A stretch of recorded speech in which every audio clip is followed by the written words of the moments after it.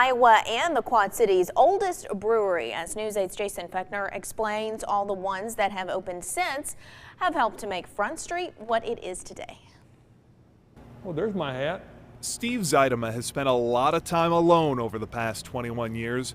As his wife Jen primarily runs the pub part of Front Street, Steve spent most of his time brewing downstairs in the basement. A 15-barrel mash tun with a mash mixer prop. Before they moved their brewing part of the operation here last year to the freight house. To go from a basement, working in a cellar, to working every day and looking out at this here, one of the top 10 riverfront views in the country, right here, and all the people and stuff, it's like you've been caged up. The expansion to a second spot downriver Drive doesn't quite compare to his first move into the brew pub business. I was a nuclear mechanic, and so I worked on pumps and stainless steel and tanks, so I thought that this should be a pretty easy leap. Let's just start making beer. That was 1992, when small breweries were very rare. Front Street, the oldest in Iowa.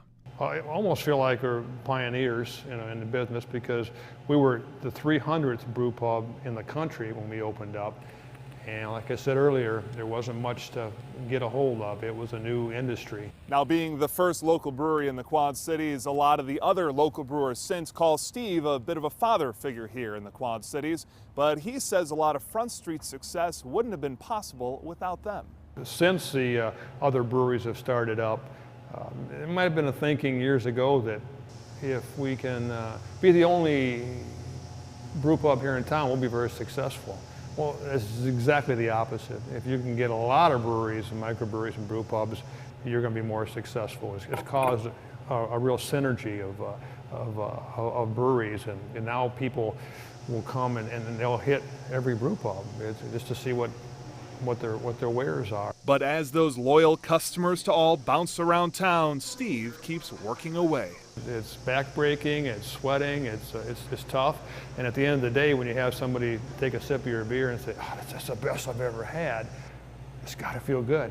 And now, here at least, no longer brewing in the basement, Steve says he's able to mix in plenty of conversation into Front Street's decades-old recipe for sudden success. I like talking to everybody about brewing, and now I have a great place to talk on the other side of this bar here. So some proof that microbreweries are getting more popular. There are 900 active applications in for them right now in the U.S.